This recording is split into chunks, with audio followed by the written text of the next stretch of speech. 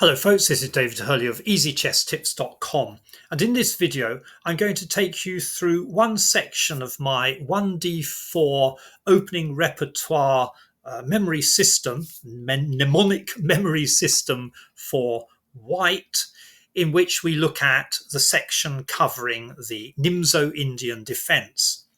Now, in my opening repertoire, the 1D4 opening repertoire for white, there are at present 186 variations, and each variation has a specific place in the memory system, and each place has a keyword based on the number of the place.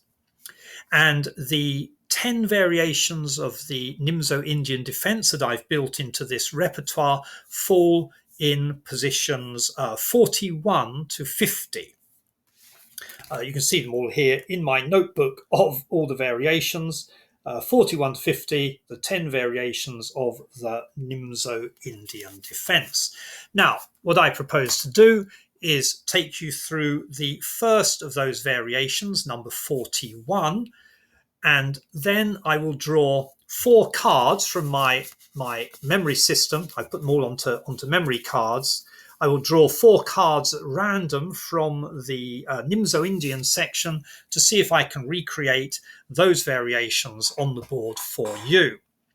Now, each variation has a keyword, and that keyword is based on the number.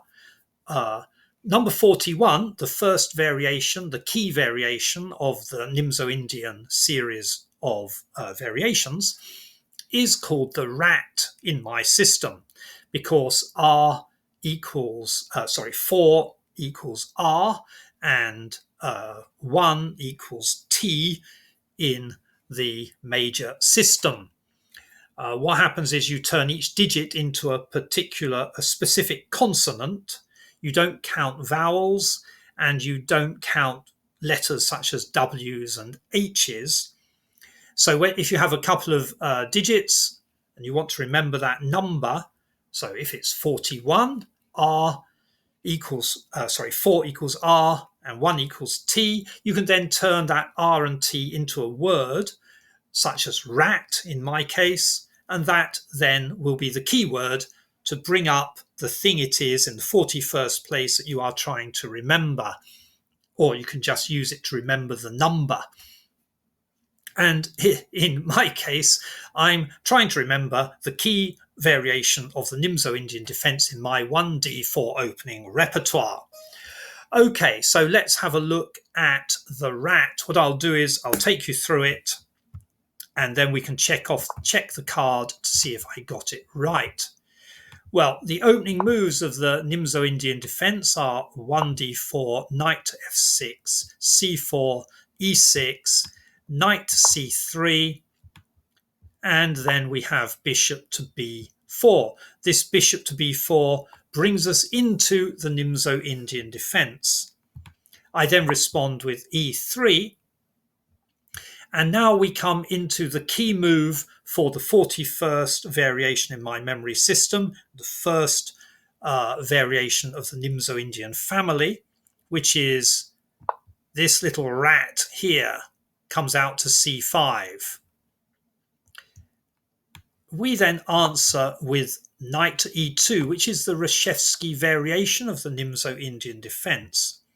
Our dirty rat on c5 then attacks the d4 pawn and is in turn attacked and removed by the rat catcher.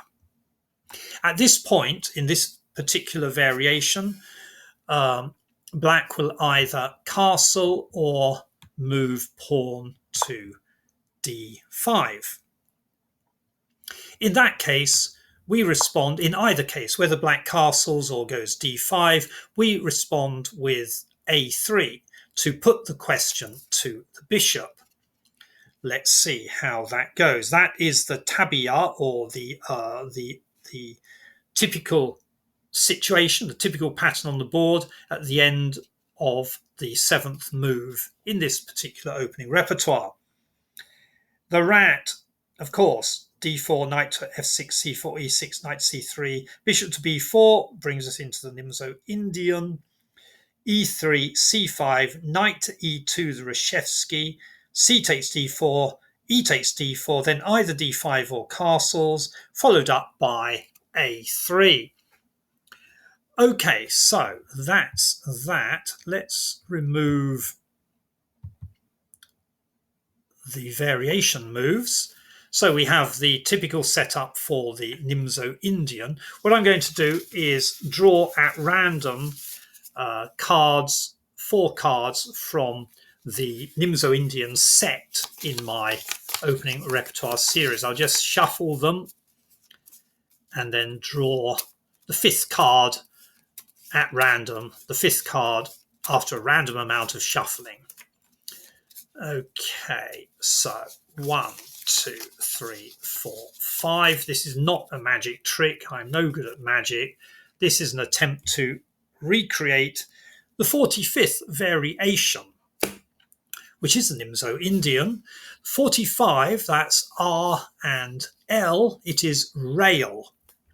Now, in this variation, we have E3 as usual.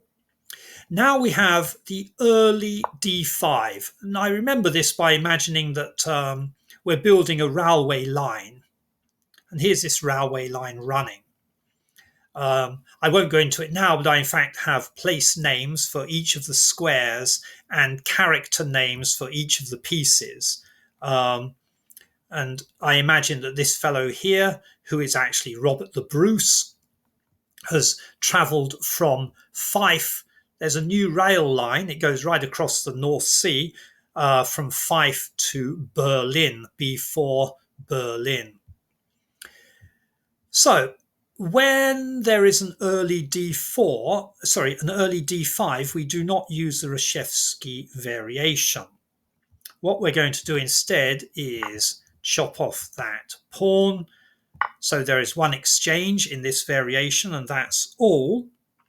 Once that has happened, what do we do next? Do we put the question to the bishop already? We exchange. Are we going to do that straight away? Or do we move the bishop out first? What happens next? We're kind of building what's going to look like a railway station down here as well. So we move the bishop out. Castle's over there. Now we'll move our knight.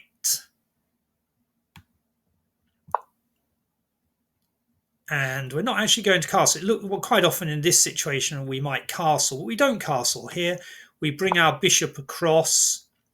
Actually building, I don't know if you can see here, it looks rather like a train station with the station clock and all that. Now it's time for Robert the Bruce to travel on that overseas railway back to Fife. Nice and safe. And we need a column here to support this part of the station. So we bring the rook over. And that is the end of the variation. That is the tabia, I believe, if I've got it right, for this variation. We have d4, knight to s6, c4, e6, knight c3, bishop d4, of course, e3, d5, c takes, e takes, bishop to d3, yes, castles, yes, knight to e2, I did that, rook to e8, bishop to d2, bishop to f8, rook to c1. There you can see the Fife Berlin Fife rail link, and that there's only one exchange, and there's that imaginary rail station down below. So that is that. Let's do one more.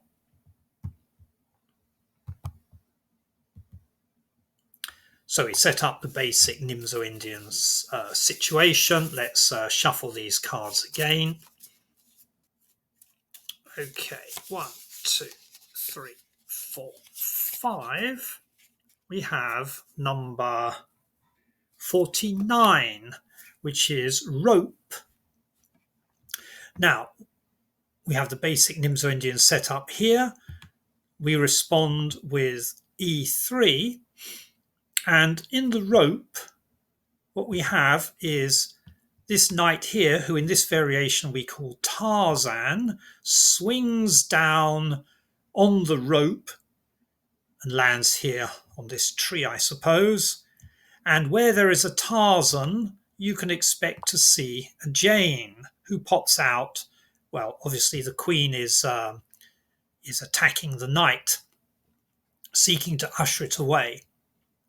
So Tarzan has swung down, and out comes Jane to greet Tarzan.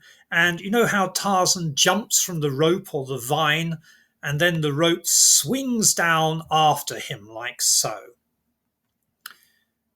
What happens next? Well, it looks like we may have to put the question to the bishop. No, not yet. We're going to bring out the knight. Here we go. There's a way I remember this, which I will show you in a moment. Because what we have next is another piece of the rope, sort of just drops down here, a slack piece of rope, probably in the after vibrations of the rope swinging down here has loosened it all up there. So a bit of rope or a bit of vine drops down. Okay, so b6. Now it would appear to be time to put the question to the bishop.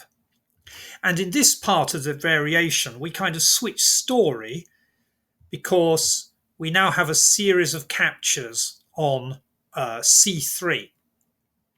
c3, this square I named as Cambridge. Cambridge, C, begins with C, and M in the mnemonic system stands for 3. So C3, Cambridge. And here we have a series of Cambridge hangings. We take the rope, we turn it into a noose, and we have a series of hangings. Judge Jeffreys has come to town. There are a series of Cambridge hangings. The first one, the knight gets it, and then a corrupt bishop gets it, though strictly the bishop comes under the purvey of the church. Still, this is the Cambridge hangings. Then the knight gets it, and then last move of this variation, the knight gets it.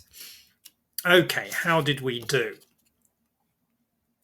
Here we have the rope, d4, knight to f6, c4, e6, knight c3, bishop to b4, of course, e3 as usual. Knight swings down. You see it says here Tarzan and Jane, and the rope follows the knight. Queen to c2, f5, that's the rope swinging down. Knight to e2, b6, a3, putting the question to the bishop. Bishop takes c3, knight takes c3, knight takes c3, queen takes c3, the Cambridge hangings. That is the rope. So we have 2 more to go. Let's get back to the Nimzo-Indian setup and have a look at the next variation. 1, 2, 3, 4, 5. It's variation 46. And the 46th variation is arch. And what I enjoy about this variation is that we end up, using our imagination somewhat, with a pair of what we would call squinched arches, 2 arches like so, which appear at the top of a tower to spread the weight of the cupola on top. So how are we going to get there, these squinched arches? E3. Where are we with this? E3. We've got to get the arches in. I think in that case it's an early d4, isn't it? We take and we take. Okay. And then got to get the arches in position. So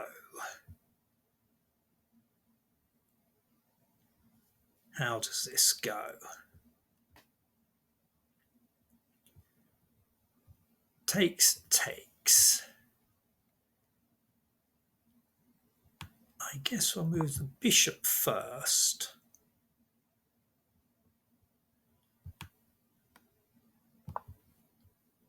And now, if we put the question to the bishop will take. One moment. Let's go back. I was drifting away into dreamland there. Let's get back to this position here.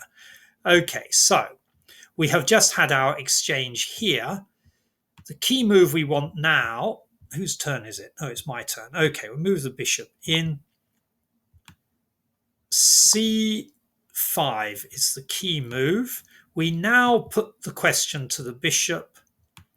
The bishop takes, and the pawn takes, and we now have a very nice arch being inspected by Pope Boniface, as I call him. As F1 I refer to as the Vatican.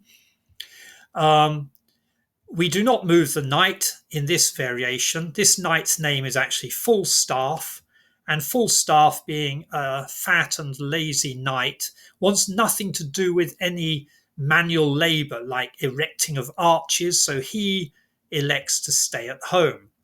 Pope Boniface oversees the operation. We now have the squinched arch. We have C3, D4, E3 making up one arch, and then at an angle here we have the squinched arch of C5, D5, D4 and C3. Let's see if we got that right. We had a bit of a dodgy moment in the middle there. Let's see if we actually got it right. So, of course, D4, knight to S6, C4, E6, knight C3, bishop to B4, E3, D5, the early D5, then the exchange, C takes D5, E takes D5, then, okay, good, we got it right. Bishop goes to D3, C5, that was the crucial one, that is the crucial move for the arch, is C5. There's no castling in this variation. Then A3 puts the question to the bishop. The bishop takes C3, the knight on C3 check, and B takes C3 to make the arch. Okay, so one more to complete this challenge. Let's remove all that and shuffle the cards again. And I guess we take the fifth. Let's take the third this time. 1, 2, 3. Okay, 47. 47 is the ruck. The rugby ruck, which is quite nice. This is a slightly different pattern here. After bishop to b4, we have our usual e3. And then what we have next is knight comes out to play rugby. And this knight is actually Montgomery, Bernard Montgomery, General Montgomery of the Battle of Alamein. Montgomery comes out to play rugger with our friend Pope Boniface. You didn't know that the Pope played rugby, but he did. He did, in the good old days when he and Monty were at school together. That's how I remember that particular part of the sequence. What happens next is we get what looks like a loss of tempo because the e-pawn has already moved, but he comes up here to challenge, so e5, at which point we bring in our knight to e2 to defend this d5 pawn. And now this variation we call the ruck, and this move here completes the ruck. We can now imagine we got a rugby ruck here. Here are the players in the front, supported at the back, and supported by their teammates. And it's at this point that a nice pattern occurs. It goes pawn takes pawn, knight takes pawn, castle, pawn takes pawn, knight takes pawn. And it goes like this. Pawn takes pawn, knight takes pawn, castle. pawn takes pawn, knight takes pawn, finished. And that is 47, the ruck. Here we go. So, yes, d4, knight to f6, c4, e6, knight c3, bishop to b4, e3, knight to c6. That's the key move. Monty plays Rugger with the Pope. So bishop to d3 comes out. Then it's that e5 move. Knight to e2, then d5 equals the ruck. And then we have that nice pattern. C takes d5, knight takes d5 castle, e takes d4, knight takes d4, which you can convert into that nice little pattern. Pawn takes pawn, knight takes pawn, castle, pawn takes pawn, knight takes pawn. And that, my friends, is the 47th variation of my 1d4 opening repertoire, one of the series in the Nimzo-Indian defense. Okay, I hope you enjoyed this video showing how my memory system works, the mnemonic memory system works for the 1d4 opening repertoire in the Nimzo-Indian defense. That's all from me for now. David Hurley of EasyChessTips.com. Until next time.